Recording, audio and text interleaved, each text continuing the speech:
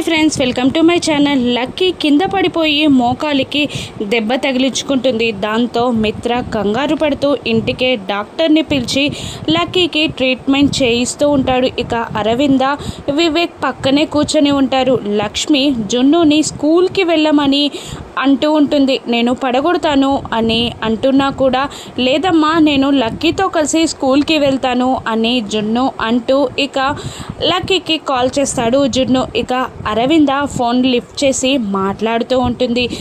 ఈరోజు లక్కీ స్కూల్కి వస్తుందా అని జున్ను అడుగుతుండగా లేదు, రావట్లేదు అని అరవింద అంటుంటుంది. ఎందుకు అని జున్ను అడుగుతూ ఉండగా లక్కీ కింద పడిపోయింది, మోకాలికి దెబ్బ తగిలింది అని అరవింద చెప్పగానే ఇక పాపం జున్ను చాలా టెన్షన్ ఫీల్ అవుతూ బాధపడుతూ అవునా, లక్కీకి దెబ్బ తగిలిందా, నేను ఇప్పుడే వస్తున్నాను అని అంటూ ఫోన్ కట్ చేస్తాడు. ఇక జున్ను అంత కంగారు పడడంతో అరవింద, వివేక్ ఇద్దరు షాక్ అవుతూ ఉంటారు. ఇక జున్నుని లక్ష్మి ఇలా అడుగుతుంటుంది, లక్కీకి దెబ్బ తగిలిందా, ఇప్పుడు ఎలా ఉందంట అని అంటుండగా చూడాలమ్మా వెళ్ళి అని అంటుంటాడు జున్ను. నేను కూడా వస్తాను, తను ఎట్లుందో చూడాలని నాకు ఉంది అని అంటూ ఉంటుంది లక్ష్మి. ఇక వసుంధర కూడా నాకు కూడా లక్కీని చూడాలని ఉందమ్మా, నేను వస్తాను అని అనేసరికి లక్ష్మి, వసుంధర, జున్ను ముగ్గురు కలిసి కార్లో